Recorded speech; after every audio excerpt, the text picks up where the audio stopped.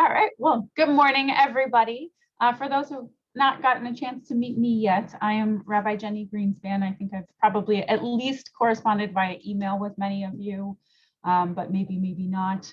And I'm the assistant rabbi here for Congregation Beth-El. I'm going to cover Rabbi Dennis this morning while we explore a little bit the concepts. What is holy and what is mundane? What is a mitzvah? What makes something a mitzvah or an obligation? And how do we find holiness in our lives? Before I dive in, I know that for many of us, especially if we are in the process of considering conversion, we're kind of doing the structure of watch the video with the information from Rabbi Dennis last year. It's actually kind of good in that way to get it from me this year. You'll get a little bit of a different perspective on very similar concepts. Many very much the same, but just hearing it from a different point of view. But before we dive in, I want to kind of offer either in the chat, or we can say it, just kind of any questions that you are kind of still sitting with, having watched the lesson from last year.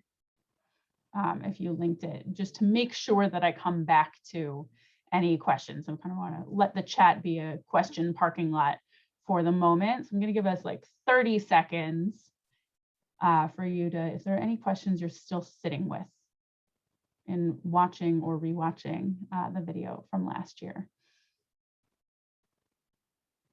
And I will do my best to make sure we get to them at some point this morning, whether or not right now. I have to admit, I've kind of been doing it in reverse order, looking at the videos after the live lessons. Okay. All good.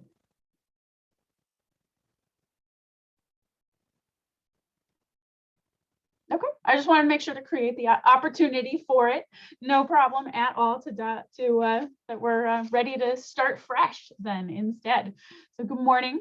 So today we've got a bunch of packets. A lot of the paperwork we'll actually get to probably in the back half of the section of the day's session. We probably will get to them. We'll attempt to get to all of them. We may not, but let's start with the very concept of holiness. And there are two words that we need to start with, one of which, even in the Hebrew, many of us have heard, which is mitzvah. So before we go further, what is it? What is mitzvah? You can come off of mute or use the chat. I am comfortable with using either mode of communicating, but let's brainstorm for a moment. What is mitzvah? I think, doesn't it literally mean commandment, I think? Yeah.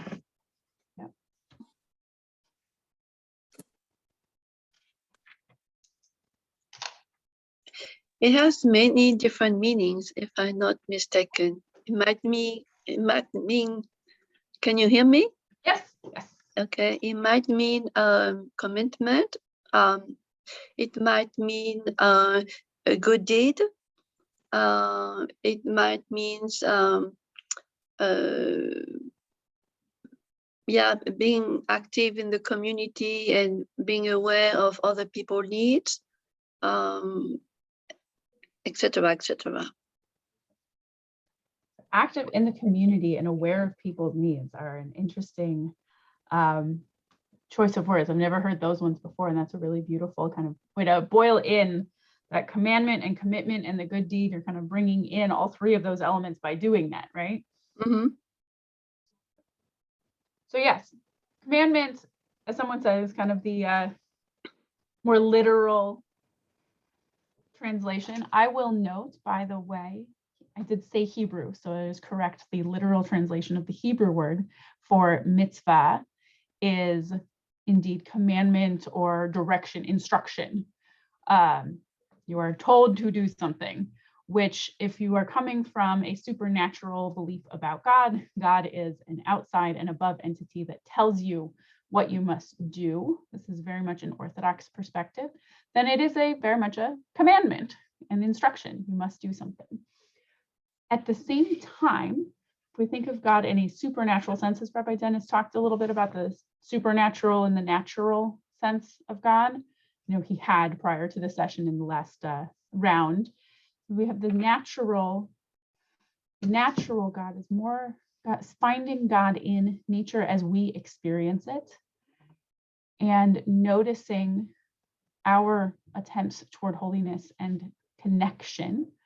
And rather than the Torah being something that is handed by God to us, Torah is something that we have managed to create together in our attempts to seek the divine. Kind of rather than a top down, it's a bottom up, working together to create this system, which is where I think commitment is a really beautiful term as well. In the Aramaic, which is the other ancient vernacular of our earliest peoples, that the Talmud, our earliest rabbis trying to figure out how to do Judaism without a temple. If you've gone over rabbinic Judaism, you've probably heard of the Talmud. The Talmud is written in a mixture of Hebrew and Aramaic. And Aramaic is the language used often by the Jews in Beth-El in Babylon. And in Aramaic, the same root, the same letter, short 3-letter root, Sadi, Vav, He, if you're learning your letters, that means command or instruct in Hebrew, actually means to connect in Aramaic. It's a way to seek relationship and to connect. When we think of mitzvah in a more natural and seeking God sense, it can become, rather than something that we are obligated to do because we have been told to do it, something we feel obligated to do out of a sense of seeking that relationship and of maintaining a connection to God. It still comes down to an obligation. I'll point that out. It still comes down to an obligation. There's an obligation rather than you've been told to do something, and so if you don't do it, there might be a punishment, or maybe not. Rather, it becomes an obligation out of feeling the space in the relationship. How many of us have relationships in our lives with other human beings where we do something for them because of the relationship, not necessarily because they told us to, not necessarily because we fear a punishment if we don't, but rather because we feel that there's something important in that relationship and a connection to be made by doing. So mitzvah holds both. I hope we all do. I hope so. It's and it can be very, we're going to get into what's the differences between holy and mundane. It can be very mundane things that we sometimes do. You know, I know that I fry an egg for breakfast pretty much every day except for on Shabbat morning. And my husband usually takes care of the kitchen, but that's my breakfast and I make my breakfast. And I know it annoys him if I leave my frying pan uncleaned. So I clean the frying pan. Not because I fear wrath from him, but because I want to maintain the loving and balanced relationship that I have with him. That there's a subtle difference, and both amount to the same thing. In the end, I have still cleaned the frying pan. But now cleaning the frying pan is not the mundane activity of doing my dishes. It's a sacred moment of maintaining a healthy relationship. I think we have a lot of that between not only our human relationships with one another, we have opportunities for that between humans and God.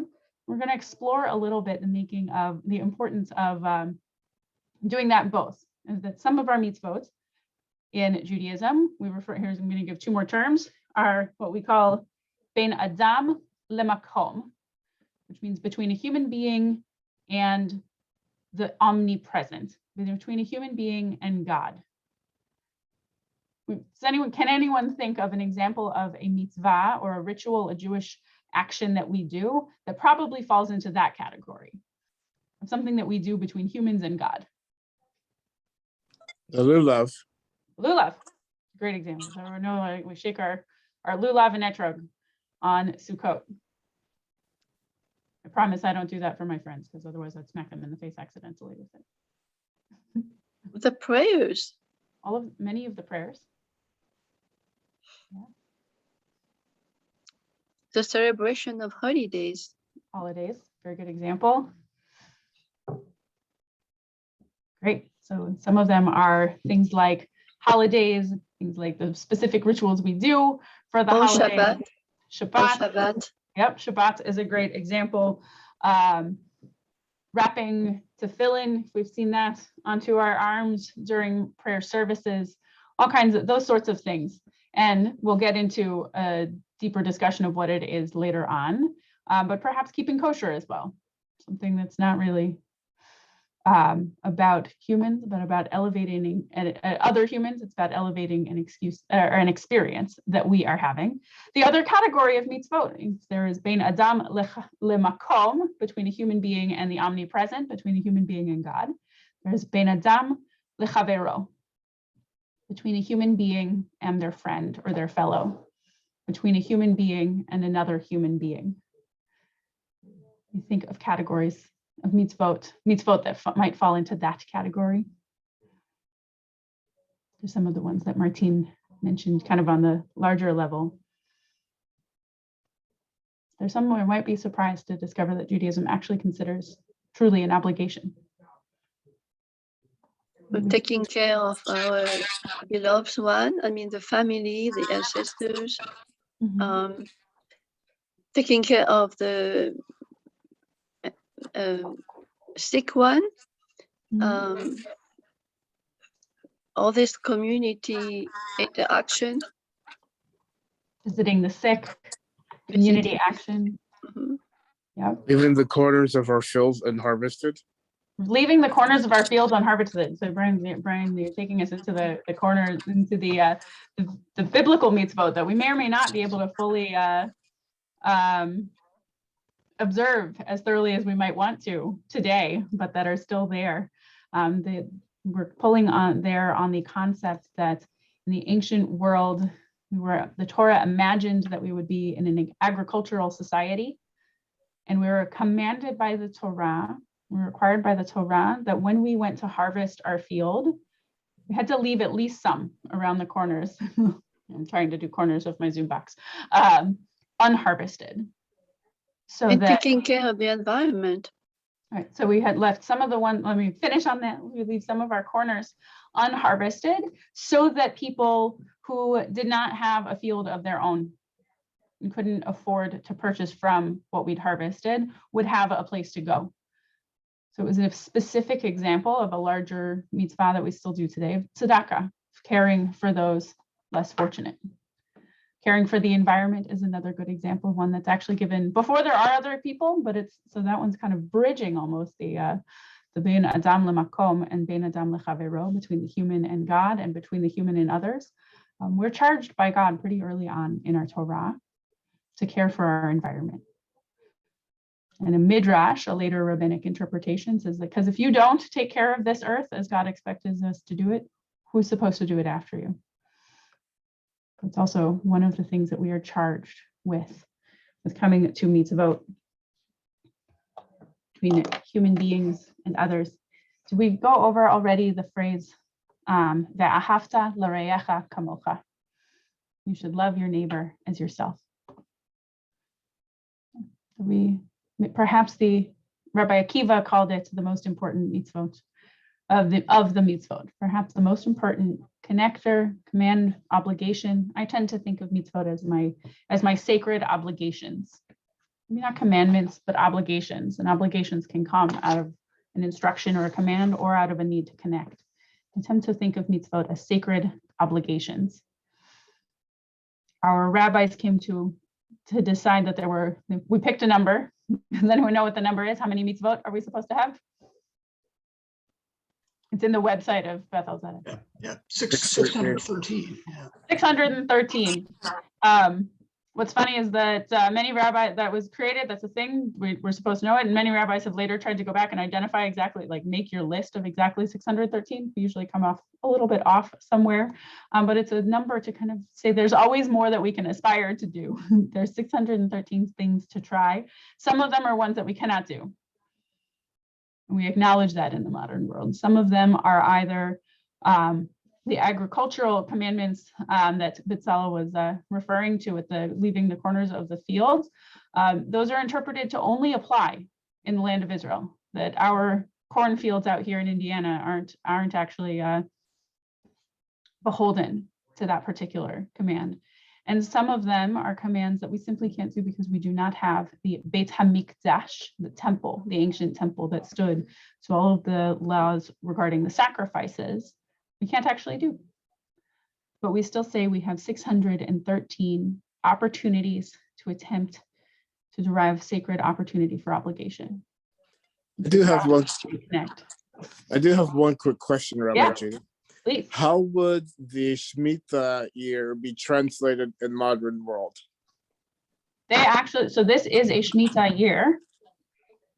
And to give some background to that question, Shemitah, or the sabbatical year, was one described in late in the book of Leviticus, that in the agricultural society, every 7 years, all fields were to be left to lie fallow, to not be worked, to not be planted and harvested, and that all of the entire field, anything that grew naturally, was anyone's to take. It might be the field that is the land that usually I own, but for that year, nobody owns that land. And anybody could wander onto my orchard and pick an apple, for example. And in modern Israel, they actually have been attempting to reestablish the Shemitah year. And this is actually a Shemitah year right now that began with this past Rosh Hashanah, which means that a lot of the produce in Israel that's sold, they're needing to import from outside of Israel because they do attempt to hold that tradition.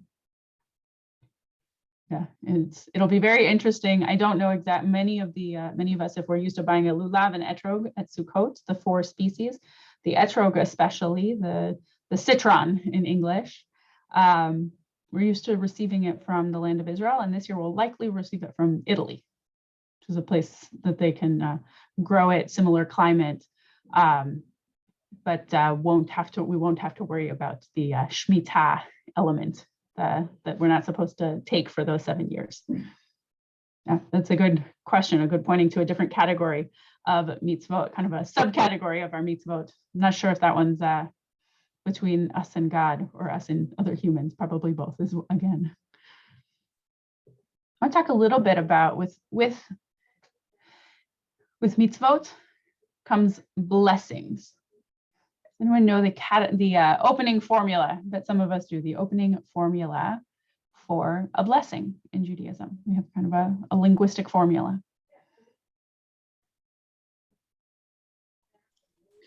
Yeah, those of us who are taking Hebrew learned it this morning. Baruch atah Adonai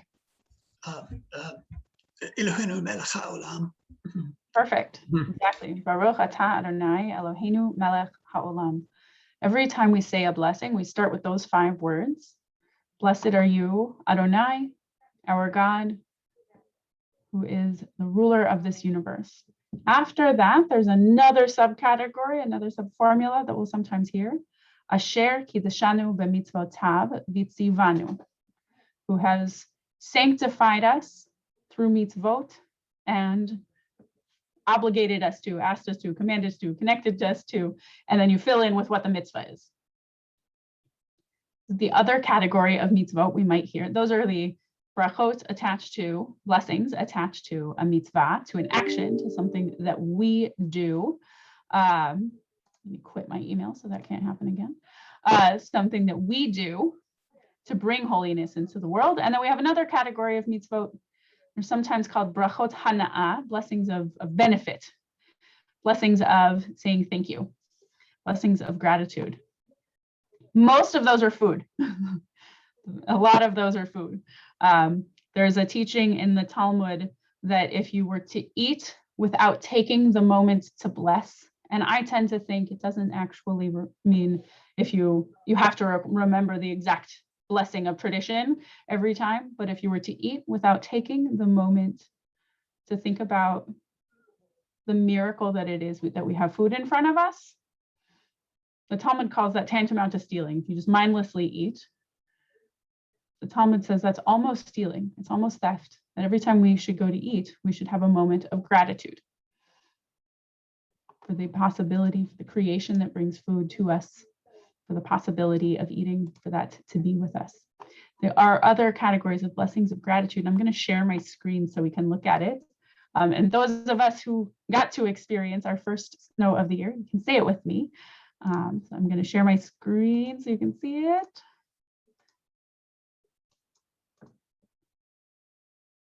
We have this particular blessing. Let's say it together. Let's say it, and then I'll explain it.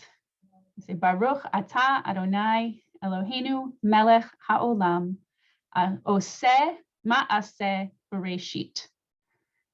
Blessed are you, Adonai, ruler of the universe, who renews the work of creation, or more literally, who does the incidences of creation. And this is a blessing that I'm sharing today because we have the renewed work of creation of the time of winter. You can see that we're heading in that direction. We're seeing the snow for the first time this year. I'll stop there so we can see each other once again. We can also say the shahianu, a prayer for being grateful to reach a new moment. We also have this blessing. That blessing, oseh ma'aseh bereshit, is one for any time we notice something new or something grand in nature.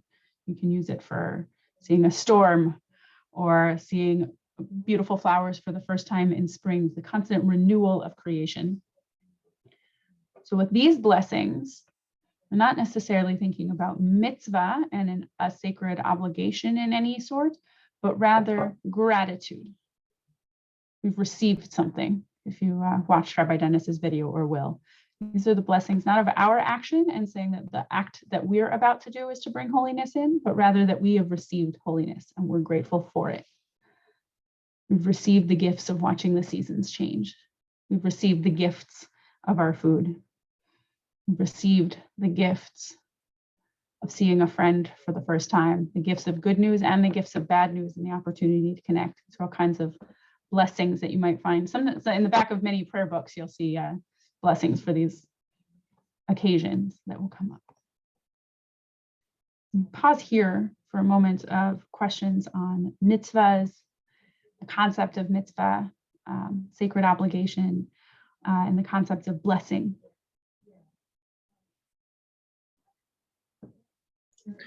So one question, the formula you just mentioned that ends, to express gratitude for God renewing the works of creation, is that interchangeable with the shahianu, or is there sort of a clear distinction between the two?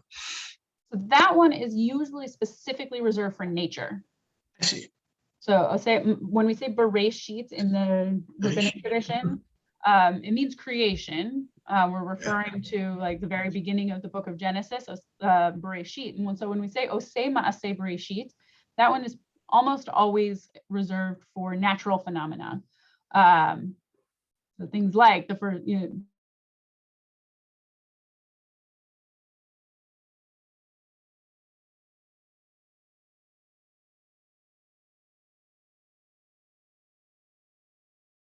then when I say we could do shehechi, so for me, I would say that we could keep saying, let's say,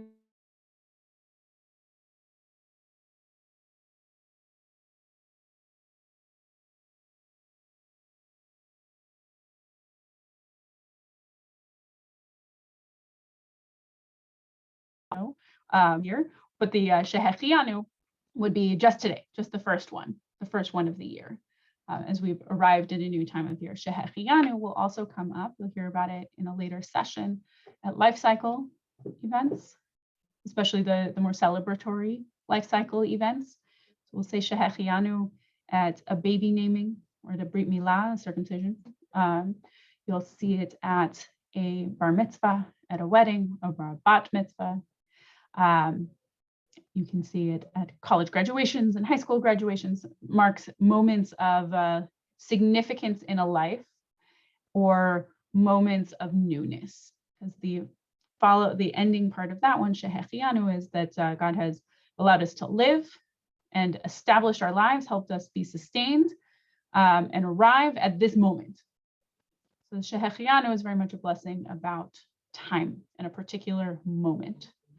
And the rabbis I personally disagree with the rabbis on this. They put some restrictions on when you're supposed to say it so that you don't say it too often and let it lose some of its holiness. I tend to believe any given moment is a moment to be grateful to have arrived at a particular moment. And so I will use shahianu pretty liberally compared to some. There's that oseh ma'aseh breshit that I just shared, because I figured it's one we might not see as often, is snows, it's rainstorms, it's new flowers, it's an eclipse, it's natural phenomena that we don't always get to notice regularly. Great question. Thank you for asking me for that distinction. Any other thoughts on mitzvot, connections, or brachot, blessings?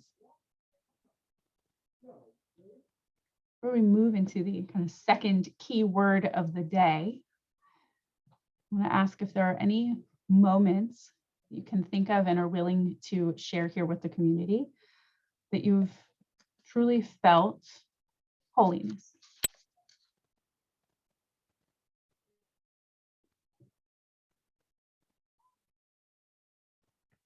You felt an awareness,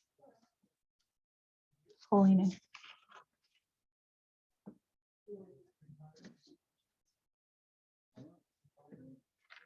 Sorry, I have people outside my door.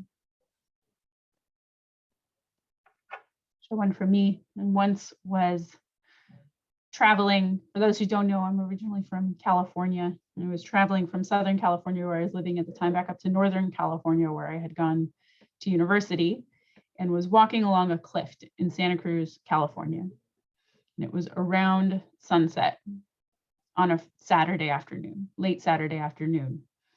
So the time that is Havdalah, that time between when we move from Shabbat into the rest of the week. And I sat down on just a bench that overlooked the water. This cliff was along the coast in Santa Cruz. And I was watching pelicans flying around in the late day, swooping and grabbing for their fish and whatever pelican-y things they were doing. I had a moment of realizing that for me, I was feeling not only the setting of the sun and the passing of a day, but also the passing of a week.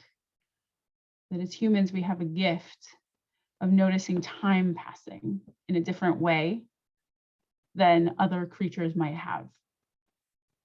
And I felt a moment of holiness, of recognizing the gift of being able to mark time. And feeling the beauty of creation in front of me. That would have been another oseh ma'aseh breshit, looking at the nature and the sunset. Just getting to be small in this great creation, but also recognizing the gift of my humanity. That was a holy moment for me.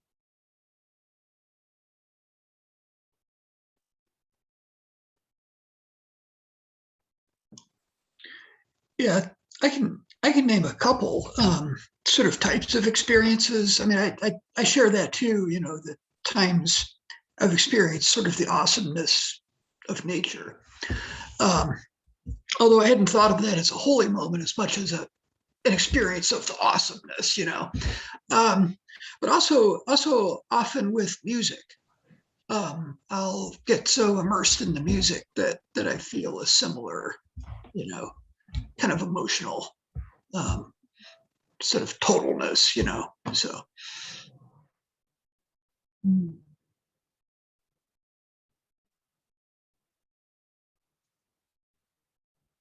Inviting space for others as well, feeling that being lost, letting our soul get lost in the music.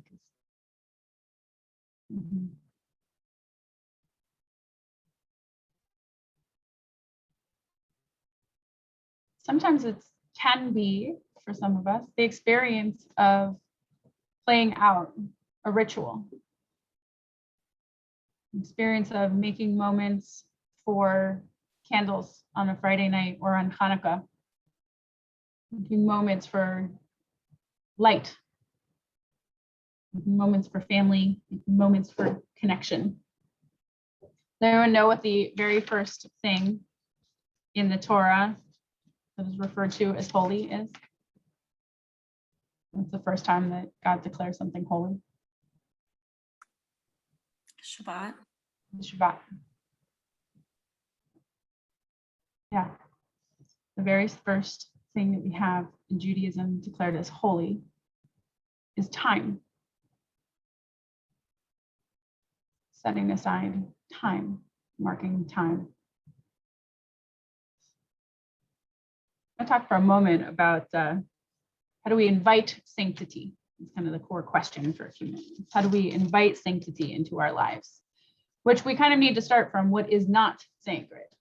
What's the opposite of holy or of sacred, either in words or an example?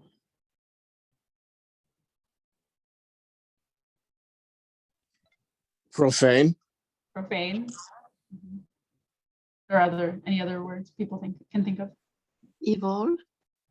Evil is kind of maybe the opposite of goodness, but similar, yeah.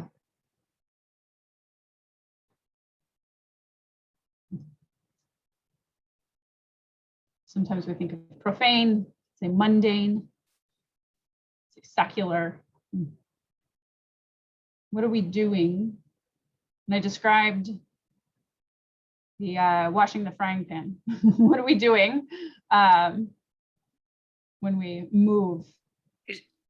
Are you looking for mundane? Yeah, mundane. Yeah, profane or mundane. It's like it's not holy. It's not that elevated moment. It's not that distinction, that special feeling, that special moment. Can also be time can be, we think of secular is a word that comes up a lot when we think of time. We have holy time and secular time, or secular spaces that we're in, and like maybe our religious spaces feel non-secular. They're kind of in intent. They're not exactly opposites, but like we move between both spaces. So how do we invite sanctity? How do we invite a moment to become holy, or an item, or an experience?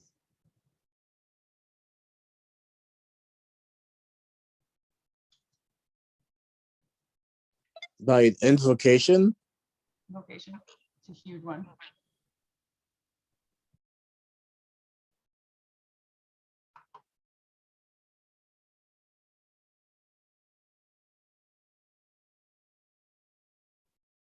I think for me, I think the thing we do is bring consciousness.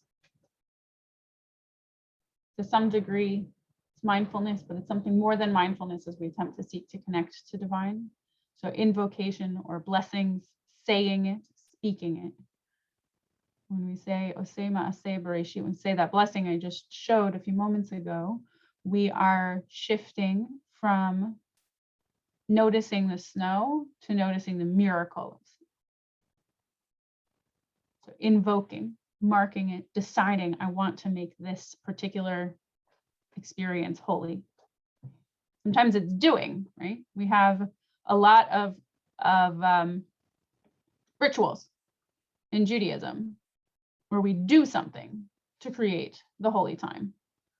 A lot of time, a couple of the biggest, most visible examples we have, we brought up lulav, but some of the most visible examples we have are usually candles, right? We have light when we want to begin our Shabbat time. We have light when we add a light each night of Hanukkah.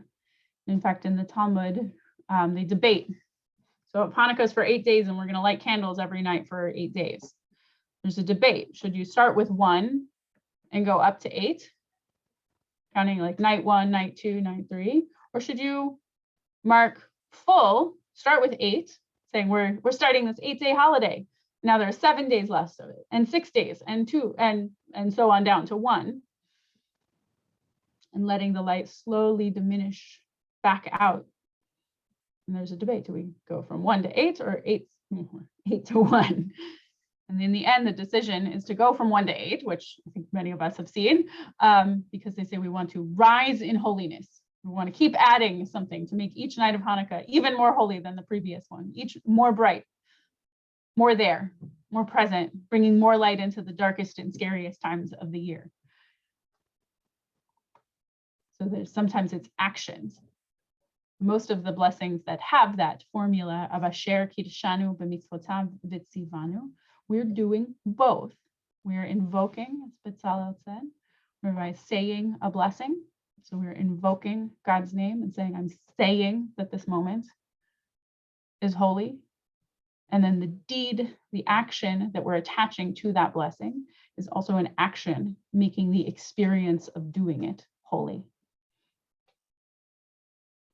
The other way we can, other ways that we can invite sanctity.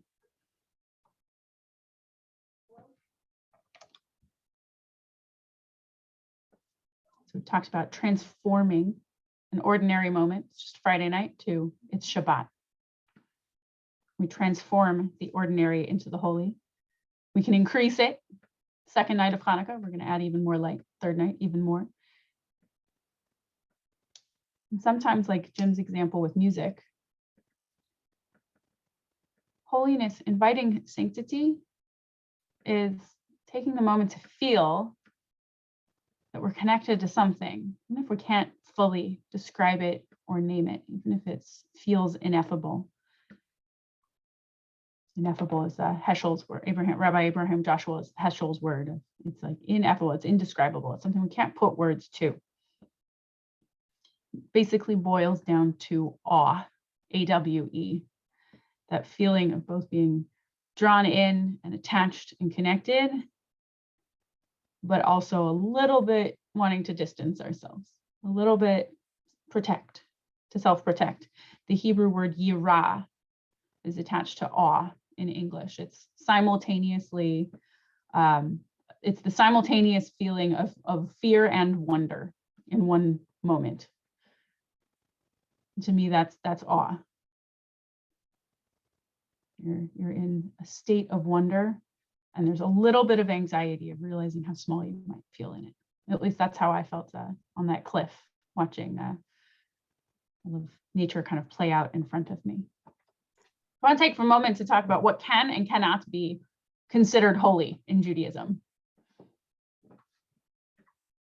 We've mentioned Shabbat, we've mentioned time. Time is a big one. We are constantly marking time in Judaism. I'm wondering if we can think of other things in Judaism that we mark as holy.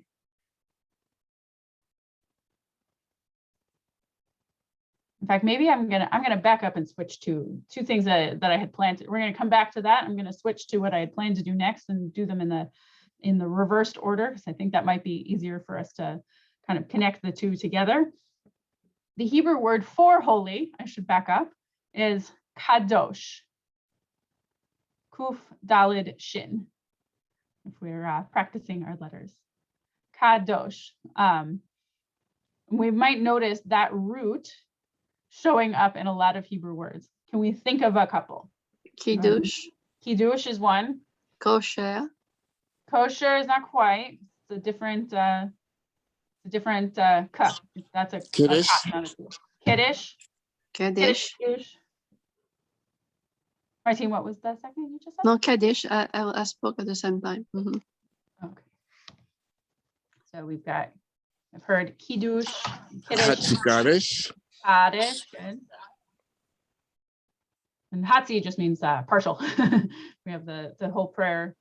The kaddish prayer Mhm. has a few different forms. Hatzi kaddish is one of them. It's a shortened one. So kiddush, kaddish. Kosher. Kosher We said is it's not quite. Yeah. Mhm. no, not quite. No, not quite. It's a little different order. It's got the shin, but it's a different order, and it's a different. It's like if a word had a K instead of a C in Hebrew, different letter for the k sound. That one's a kaf instead of a kuf. Sounds similar name too. So we've got kaddish, kiddush. Anyone ever heard the term mikdash? Yeah, mikdash. Mikdash is a space. Or kiddushin is another one that we sometimes hear. I'm going to go through those. So kiddush, we most often hear it on Shabbat. But kiddush, we think of it as blessing the wine, but it's not blessing the wine. When we say kiddush, we are using the wine as a conduit to sanctify the time. Almost every kiddush ends with a blessing about the time that we're marking. So at the end of Shabbat, the very last line of it is Baruch atah Adonai mekadesh et haShabbat, who sanctifies the Shabbat. So we're saying it over wine, but that's to give us an action to do it, to mark the time. Because we are, as humans, we're very tactile creatures. We like things to touch and see and feel and taste. And so we use the wine as the conduit to sanctify the time. The same is true for the kiddush that would be attached to any of our holidays. Mekadesh et Yisrael v'hazmanim, who makes holy the people of Israel and the time that we're doing. Whether that's Passover or Rosh Hashanah or Sukkot or Shavuot, all of those kiddush opportunities. It feels like we're blessing the wine, but we're actually not. We're using the wine to bless the time, to mark the time as sacred, and to mark that we're about to go into a period of time that we're going to call holy and set apart in a different way. And at the end of that time, we have Havdalah, which means a separation, that where we bless Hamavdil ben Kodesh lechol. We say blessed is God who separates between the holy time and the whole time, the mundane time, the secular time, the non-holy time. So we have kaddish, I heard mentioned. So mourner's kaddish is an example of one that we hear a lot. Or the Hatzi Kaddish or Kaddish Shalem. It's a prayer that's kind of inserted in different parts of our service to separate different sections. And Kaddish we most often think of in terms of a memorial prayer. It actually doesn't say anything about death or loss or the person. It's instead sanctifying God and thanking God for the world and our connections. And in many ways, it means that we are sanctifying the relationships that we had with the person we've lost, that we're sanctifying the relationship that we have with God. It's used throughout the prayer service. And when we say Kaddish, we are marking a relationship. The other relationship that we often sanctify with is with Kiddushin, which is the marriage ceremony. The ceremony in which two people sanctify the other to them. The formula for if a man is saying it is hare, or anyone can say if you are saying it to a woman, it's rather the formula would be hare at mekudeshet li. Behold, you are sanctified. You are holy and set aside to me. If you're saying it to a man, it's hare ata mekudash. Behold, you are sanctified the same way. The same, you are sanctified to me. And we use that, those are the words. You hear the mekudeshet, mekudash in the kiddushin. You hear the kaddish is like in all three of those. Or here we're sanctifying our human relationship, the experience of having a human relationship. We'll talk a little bit more, assuming the time, in our materials for today. We talk a bit about the sanctity of the human relationship. So Martin Buber speaks regularly on the I it and I thou. So two ways of thinking of relationships. That there's the relationship, and by the way, that relationship, the I it side of relationship can be to a literal object. This cup, I have an I it relationship with this coffee cup. It holds my coffee, and therefore I can enjoy my coffee without having it spill everywhere. Not necessarily a particularly holy relationship or connection to my coffee cup. Although this particular one I bought in the Shuk in Israel, it has like fond memories, but still not really an I-thou relationship because it's still an object to me. And we do have that type of relationship with other human beings when we are in relationship for something, for getting something. Most common one that I think of is the person who helps you check out at the supermarket. You can have a very friendly, happy greeting with them, say hello, how's your day? I hope you've had a lovely weekend, and you should, that is human kindness. But at the end of the day, your relationship with that person stays at the I-it level. You don't have that moment of seeking the opportunity to simply have the totality of being with one another. Truly seeing into one another's hearts and souls. That's the I-thou relationship. The relationship where you're allowed to simply be together. And that's what a wedding strives to sanctify, a relationship between two people so that they can hold on to it. And we'll note that that kind of relationship is not only emotionally, is not only within a marriage. Many of us can have friendships where we feel those connections just as strongly, at least at times. And within a marriage, we're not gonna be at I-thou at all times. If my husband texts me just now to tell me that on my way home, do I mind going to pick up some eggs from the store? That's not an I-thou moment. But because we had said to one another under the chuppah, we used a time and a space to sanctify our relationship. We have opportunities for other holy connections. We'll talk a little bit about sexuality a little bit later on. But that's an opportunity. In kiddushin, we sanctify a relationship. Anyone remember what the first thing in Torah that's referred to as lo tov, not good? Throughout creation, we have separated light from dark, it's good. Separated the waters above from the waters below, it's good. Created the animals, it's good. What's the first? Anyone remember what the first thing that is not good is? If you did watch Rabbi Dennis's, meant to be alone. and for a person to be alone. Lo tov heyeh adam liot levado. It's not good for the human being to be by themselves. First thing that God recognizes is not good for human beings is lack of companionship, is loneliness. And so we sanctify a relationship as well. So if I go back to what is and is not holy in Judaism, what is holy? It's time, it's action, it's what we do, it's relationship, it's experience. And the items and the buildings and the places and the people that help facilitate those are conduits for holiness. But in Judaism, they are not themselves holy. My kaddish cup is not holy for holding the wine that I use to sanctify the time of Shabbat. I should treat it with respect because I use it as a conduit for holiness, but it in itself does not hold any inherent holiness. Human beings are only hold inherent holiness out of because each of us is in the image of God and has a piece of God within us. But my relationship does not make somebody more holy than anyone else. Rabbis and cantors and priests and any other clergy folk in Judaism are not holy as compared to other human beings. We are clay kodesh. We are vessels of holiness. Rather than being holy vessels, which is a mistranslation of clay kodesh, of kli or clay as vessels of holiness. We're not ourselves holy. We don't kind of carry some holiness that we can pass to you. Rather, we try to help create opportunities for holiness to occur for you. That our job is to be a vessel of holiness and to bring opportunities for holiness into the world. We try to become conduits of holiness.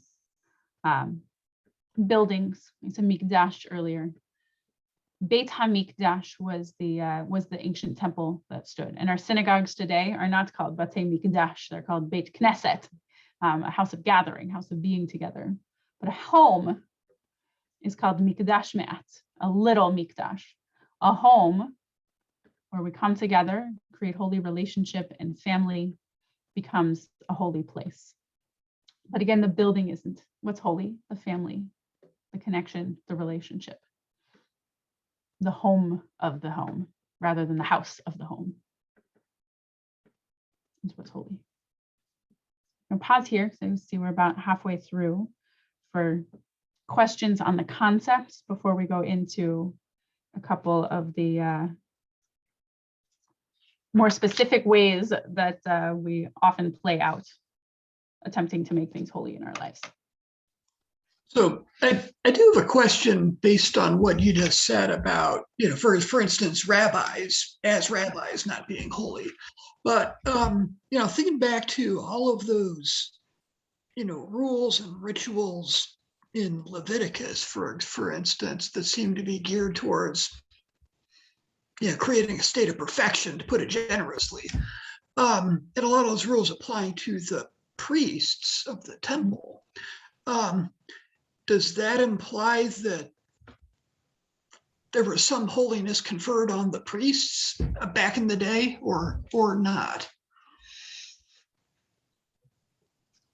I tend to think that the Kohanim, the priests, were also charged similarly, that they were charged with doing the caretaking, and in many cases actually doing the sacrifices, and they are held to a different standard of what they can do and how often or if at all they can be exposed to impurity or uncleanness. Tameh is the Hebrew word that we often translate as impure or impure. It's not exactly unclean or impure, but it's more just not quite to the level of, it's been touched in too much, in a way. It's been touched by being too mundane or too non-sacred in that moment. And priests are expected to limit their exposure to being tameh. It's part of why, for example, Kohanim are not supposed to enter a cemetery. Dead bodies are considered one of the things that carry a fair amount of tme'ah, of impurity. But I don't tend to interpret it myself. I'm sure others might argue with me. I don't tend to interpret myself that that's saying that the priests themselves are more holy, but rather that they need to attempt to keep themselves more ready to create the holy space because they need to be able to do the sacrifices and as the conduits for the people to offer their sacrifice. They're the ones actually keeping themselves clean and as far from unholy things as they can, so that when they do the sacrifice on behalf of another person, they can be as clean and as pure an opportunity or a conduit as possible. Which does come, it's a subtle, it's one thing for humans. Like, can we separate the holiness that they're expected to be ready for from the person themselves? I'm not sure. But I don't think the intention was for the priests to be more holy themselves than the rest of the people, but rather that they were prepared to help the rest of the people rise in an opportunity for holy experience. Years ago, one Friday evening, Rabbi Dennis made a wonderful statement. He said, unholy, unpure is not a judgment call. He said it just means not ready for sacrifice. Yeah, exactly. Right, and the Kohanim, the priests, needed to be ready for sacrifice as much as possible. So they're expected to distance themselves from things that might cause them to be impure. Any other thoughts or questions about, so far we have talked about what is mitzvah, that sacred obligation and connection, different kinds of blessings that we use to mark that we are doing a mitzvah or feeling a mitzvah, whether it's an action based, we're doing a ritual that offers that opportunity for connection, or are we saying a blessing in gratitude for something that we have received in this world? We've talked a little bit about holy experiences, that can and cannot be holy, marking time, marking relationship, and marking experience. Any other questions or thoughts to hear? Next, I want to dive a little bit further into two aspects, two avenues where we could treat things as fully mundane, and we instead take the opportunities to raise their holiness. So there's one that I forgot to mention so far. Does anyone know what some of the first two blessings are of our day? Or first two prayers, really, the They're not blessings in the formula sense. They don't start with Baruch Atah Adonai, but they are the first two prayers. The first two prayers that we amongst the first prayers that we say in the morning. Sorry, let me restate my question. What are amongst the first two prayers that we say in the morning before we would come to synagogue? Some of us might have heard of them. Is anyone there? Really, I can think of three. I'm going to add one more. The first few prayers that we say, the beginning of the day. James Roth. I'm going to hit unmute for you.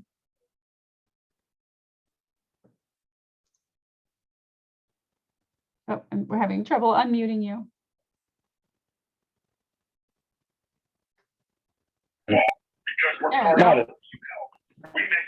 Modeh Ani Lafeneka Moleka. And then we go on. Yep. Yes. Traditionally, the very. Oops, sorry. So traditionally, I pick up there accidentally. Traditionally, we start there. Modeh Ani or Moda Ani Lefanecha Melechai V'Kayam. The first thing we say is grateful am I. Not even Ani Modeh, but rather grateful am I. We start our day with gratitude. To me, making space for gratitude makes space for holiness to me. So marking, very first thing we say is gratitude. Grateful am I. We put the gratitude even before ourselves. The second thing that we say, the second blessing that we say at the beginning of a day is thanks God for our bodies, our physical bodies, to work the way that they should. That we have the right openings and closings, that if we had an opening where it should not be, that's dangerous. If an opening is closed that should not be, that's dangerous. We are grateful to God for the bodies that we have. And then the next one is I have it on my wall. It's one of my favorites. Elohai neshama shenatata bi tehorahi.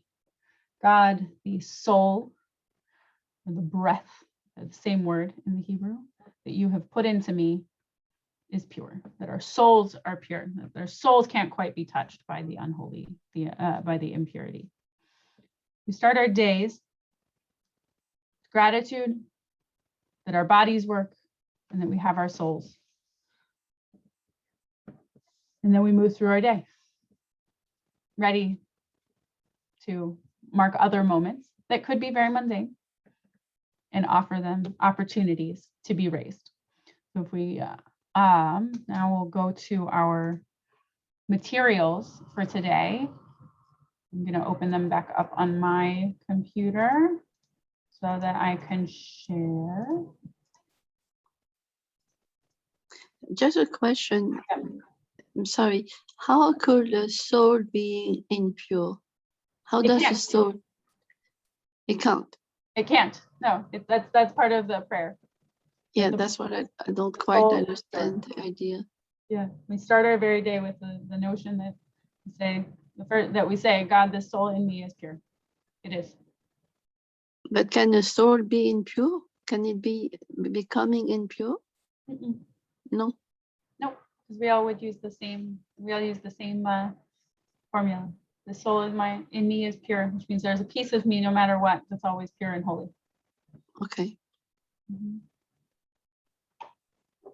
So two of the common ways that we can often think about opportunities that Judaism offers us to raise something from the mundane and into the holy are eating and drinking, food, and physical relationship, sexuality. We're going to start with kashrut, with the eating and drinking, and assuming we have time, we'll get to the sexuality. Looking at the last year's recording, we'll run out of time then as well, which means I'm not sure if Rabbi Jenni is already anticipating to bring it back next week as we talk about holy times and holy holidays. So I will hope to get to it, but we will see. I'm going to start with, Jackie, I'll take care of the screen sharing because I think that's actually easier for me than directing. So I'm going to share, starting with our permitted foods in the Bible. So based on the opening of the Torah, this first section of Genesis 1, chapter 1, verses 29 through 31, what were we initially permitted to eat? What were we supposed to eat? Grass of the fields and the herbs Grass in the fields, herbs, or and the fruit of the trees. fruit. In summary, initially, it appears that God probably intended that we should be vegetarian.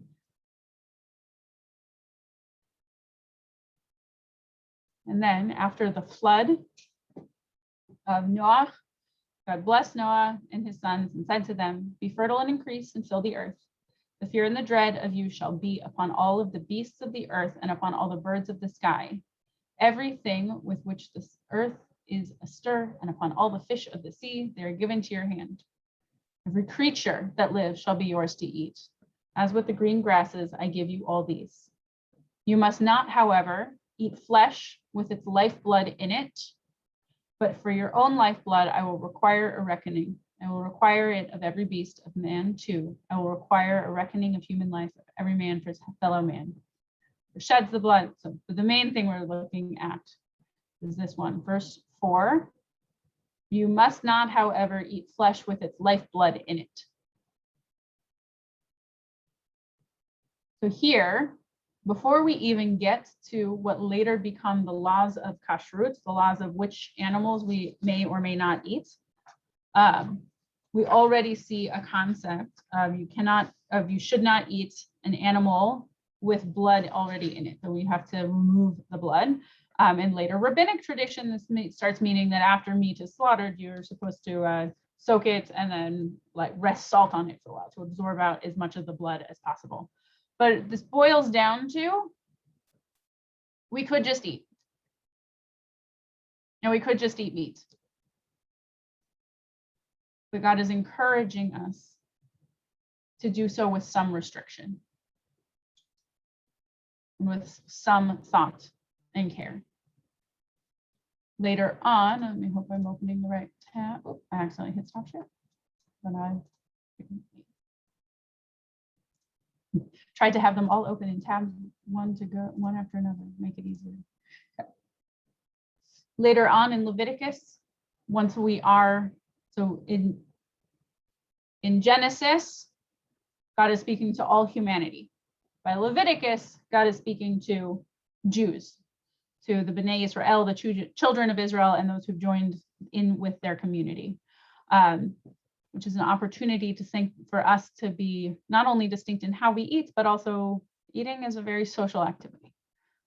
So if we keep kosher, it restricts when and how we can interact, which I think is a part of a reason that many Jews today are a little uncomfortable with some of the restrictions of kashrut, especially on the kitchen.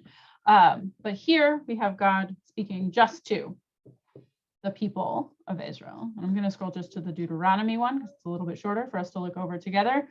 Go ahead and scan it. Go ahead and read through it.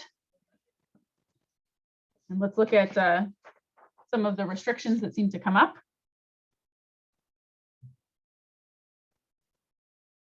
We're really starting here at verse 3.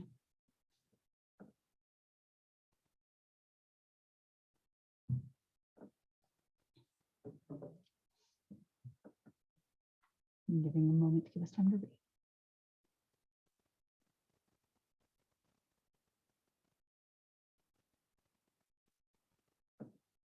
So here we have further, again, restrictions on the meats that we can eat. I think it's important to notice that almost every rule in kashrut surrounds the eating of meat. What kind, when, with what. And you'll notice, so what are the animals? What are the land animals that are kosher? Has anyone heard, what's the boiled down rule? How do you determine if an animal on the land is kosher? Well, they have hooves and chew their cud. Right, and specifically what kind of hoof? Oh, I'm sorry. Yeah, they specifically have a split hoof. Yes. Yeah. So for example, a horse has hooves and chews its cud, but it's not a split hoof.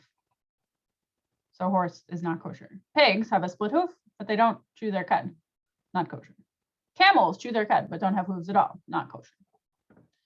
And most of those animals, incidentally, are themselves vegetarian. So even if we are not still vegetarian ourselves necessarily, or we might individually choose to be vegetarian, but it's not the pervading kosher diet or holy diet, the animals that we choose, that we're allowed to eat, usually are. For fish, there are fish that have fins and scales. You have to have both. So this eliminates shellfish, which are also scavengers. It does tend to keep to similar. And fish, by the way, are not considered meat in kashrut, which is an interesting notion. But we do still have restrictions on which fish we can eat. And then when it comes to birds, does anyone see a specific rule for which kind of birds you can read or you can eat? Starting at verse 11 here.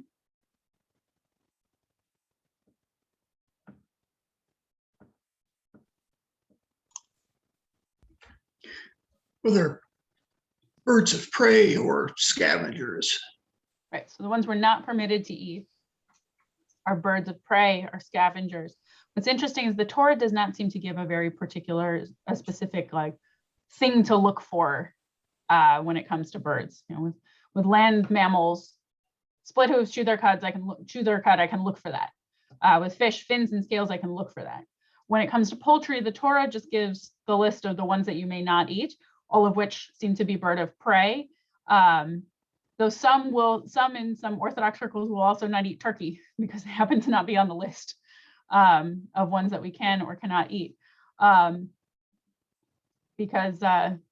more likely because the ancient world, when the Torah was being written, nobody knew what a turkey was. Turkeys are not indigenous to the ancient Middle East. But there are some who will not eat turkeys because they'll interpret this more narrowly as only these ones. Others will broaden to birds that do not have the hooked beak or taloned foot. But the Torah isn't quite as explicit when it comes to what birds you can and cannot eat. And we have here, you shall not boil a kid in its mother's milk. This actually here marked without a verse because this is an added piece. This verse actually comes up 3 different times in the Torah and is what the rabbinic Judaism took to mean we have to have no mixtures of milk and meat whatsoever. I'm going to stop the share here for a minute. Are there any questions on kashrut before I go through the end? So on meat and dairy, I mean, with all due respect to the rabbis who laid down the rules, 1,500 or 2,000 years ago, so like chicken is considered meat and has to be prepared a certain way, but chickens don't produce milk, so you can't boil a baby chicken in its mother's milk. So how does is that a gray area, or do people draw a line there? Well, so here's the thing about the rabbinic tradition getting handed down, is that it might have been a gray area. And in fact, there is somebody in the Talmud who tries to say like chicken and fish should be in the same category rather than chicken and beef in the same category, right? Or again, I said fish, we don't consider meat when it comes to laws of meat and dairy. Though the thing with fish is that we don't have a way to know how to slaughter it as well. And we'll get to shchita or shochet in a minute, but that you can see and sense the lifeblood of a chicken leaving its body, and there's a particular way that it too is to be slaughtered. This is the most common interpretation I've seen as to why to argue to keep chicken in the meat category. I've often heard people make the argument of, oh, in the ancient world, they couldn't tell the difference looking at it once it was slaughtered, and I don't really buy that. I think that an uncooked chicken breast looks pretty different than an uncooked filet mignon. but that was or an uncooked T-bone. But that was a pretty common, it's a pretty common thing I've heard argued.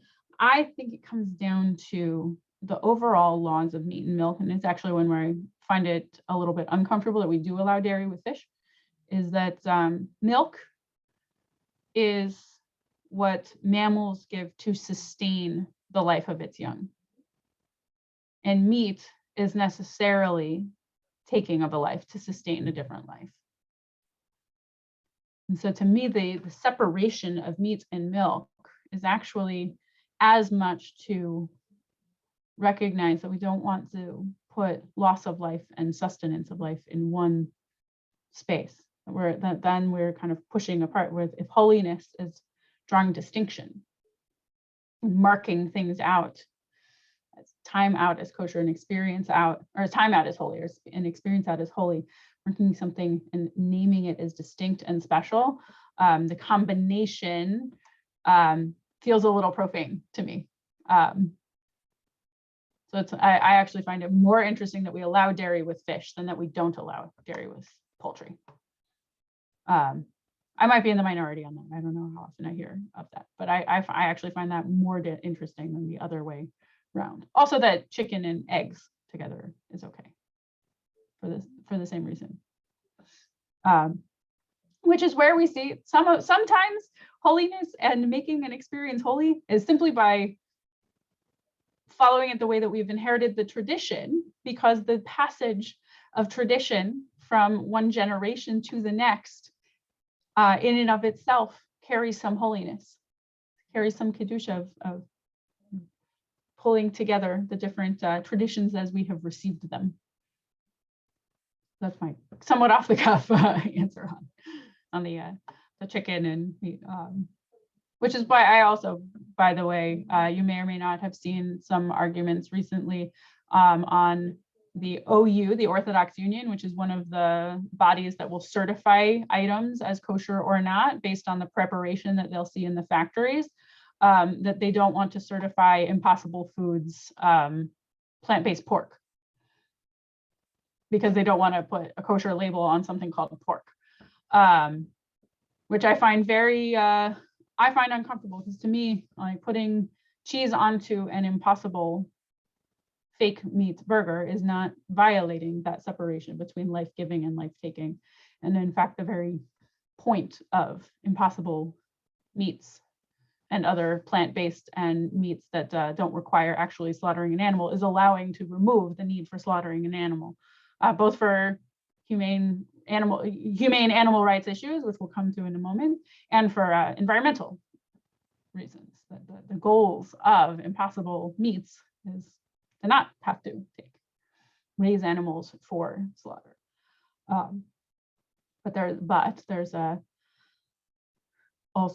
the Orthodox Union, the OU, is having trouble. There's a feeling too. If there's one thing that most people, Jewish and non-Jewish, know about keeping kosher, it's that pork isn't kosher. And so there's a feeling of, is it a violation of what feels right, of what feels holy? Because there's a lot of feeling attached to holy. There's a lot of emotion in our experience of divinity. It feels wrong to call something called pork kosher. So it's a lot of nuance in it. Yeah, and another thing I've read somewhere, I can't cite where it was, but that in addition to that feeling of what's kosher or not, is trying to avoid confusion. So I mean, so thinking back to my chicken sandwich with cheese, which I guess I should try to avoid. Is it that? So the rule says, that phrase, "Don't boil a kid in its mother's milk," is repeated probably for a reason. But I mean, is there, and because it's a biological impossibility to do that literally, but is it the confusion of chicken still having to be prepared in a kosher way, slaughtered, butchered, remove all the blood, that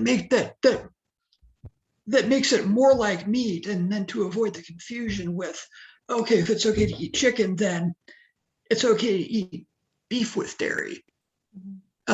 So is it kind of, I mean, is there sort of a slippery slope, I guess is what I'm trying to ask. There is in the halachic literature, in the Jewish legal literature, a concept called marit ayin, the bad eye, which is really literally means the bad eye, and it's really setting the example that would become confusing.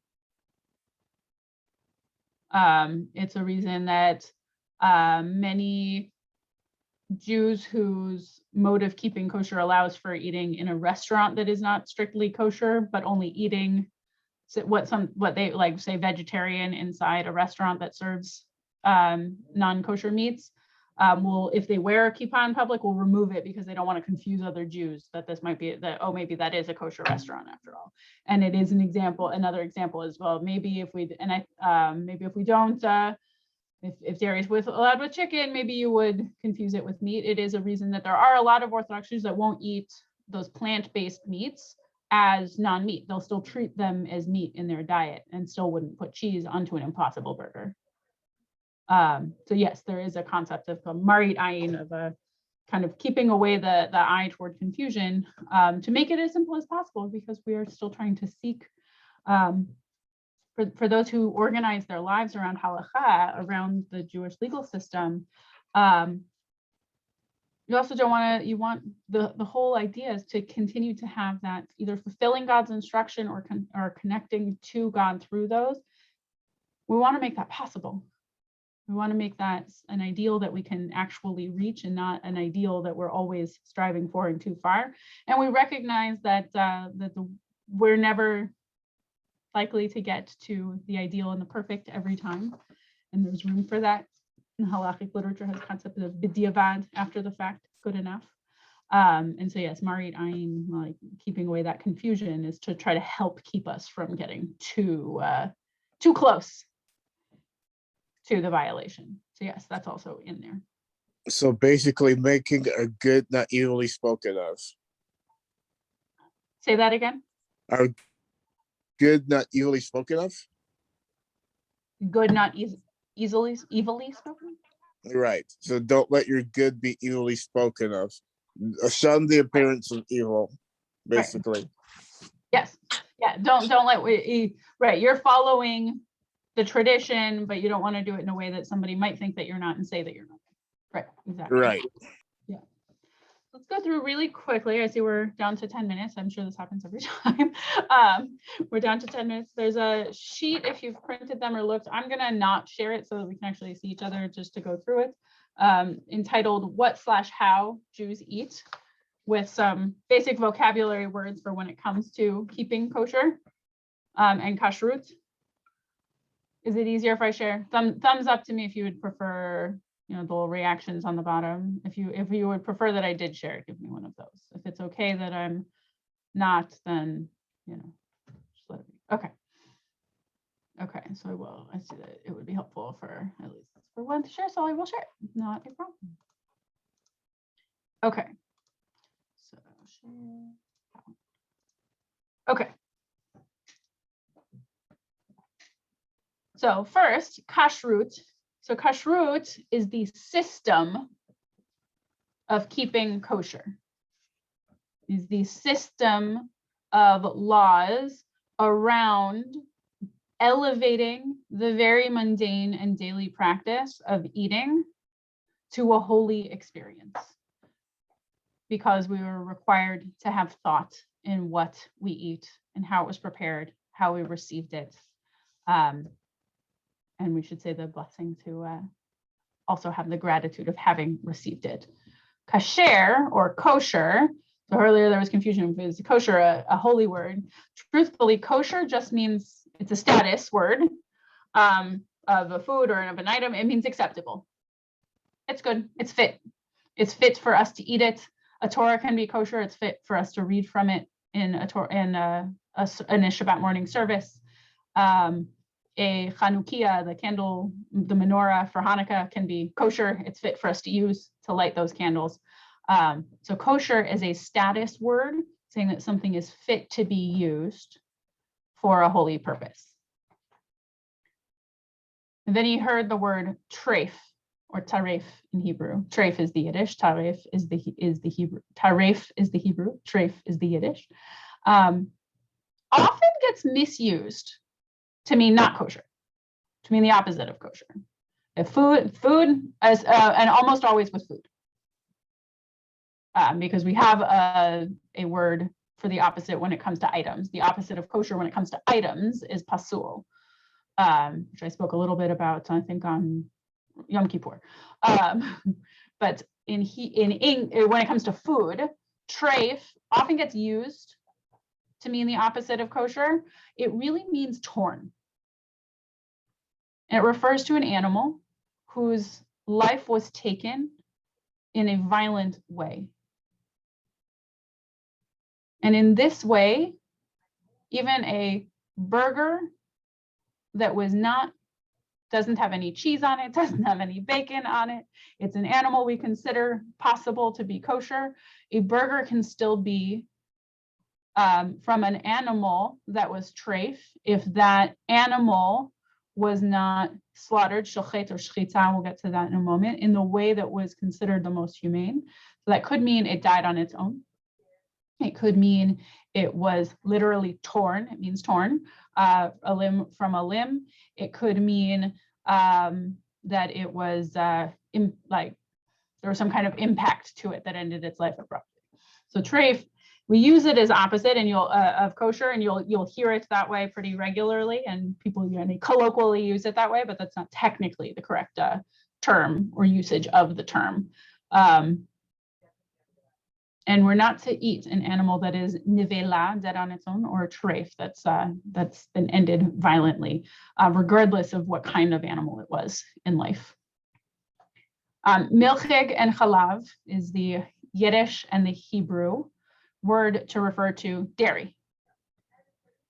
So those are all of our dairy products. Eggs, by the way, are not dairy in kasher.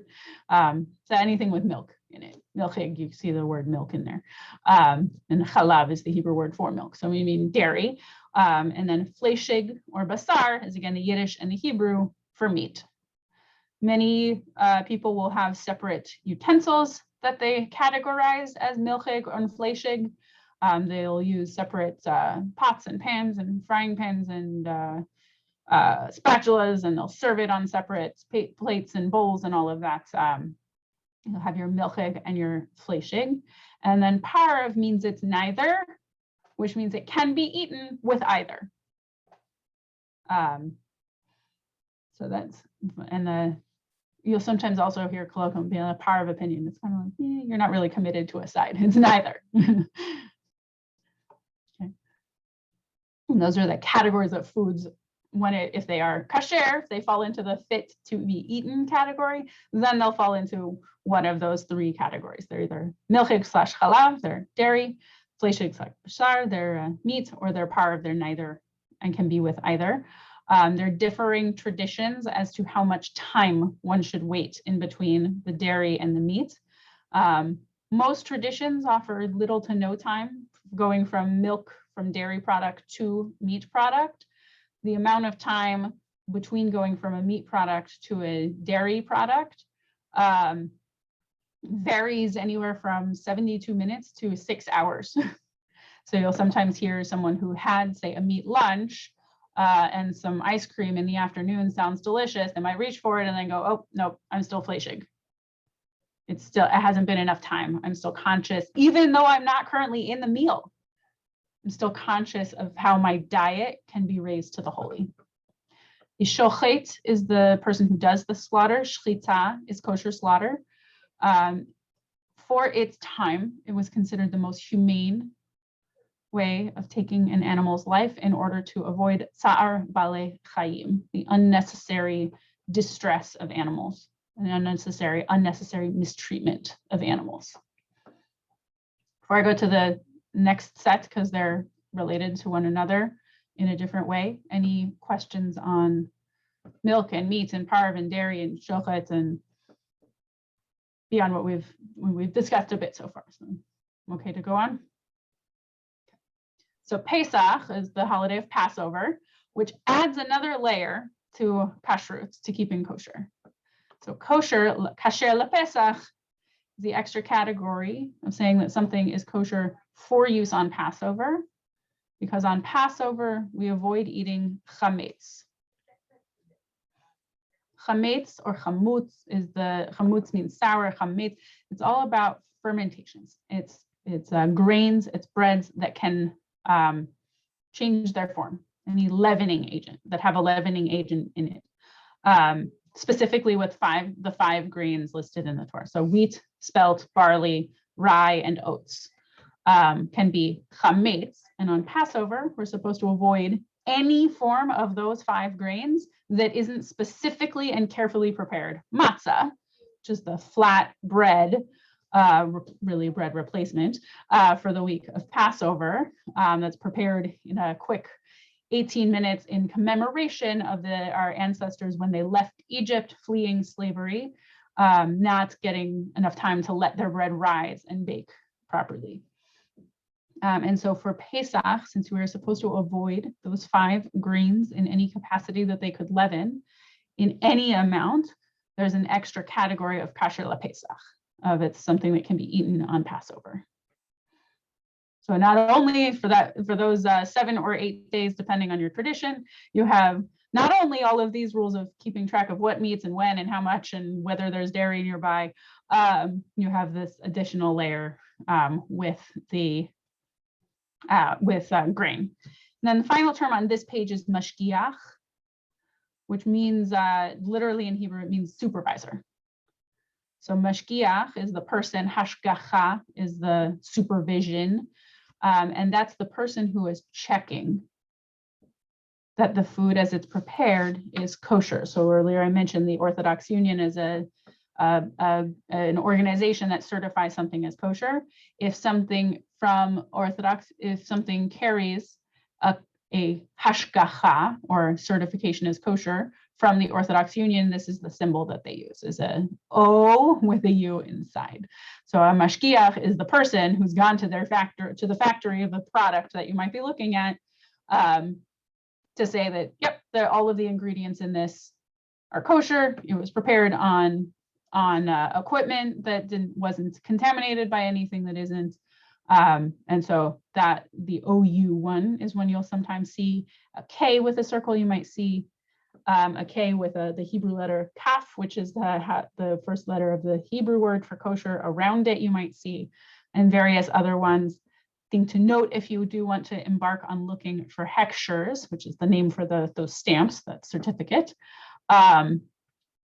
Just a plain K is not a copyrightable symbol, so it doesn't necessarily mean that there's a particular organization behind it.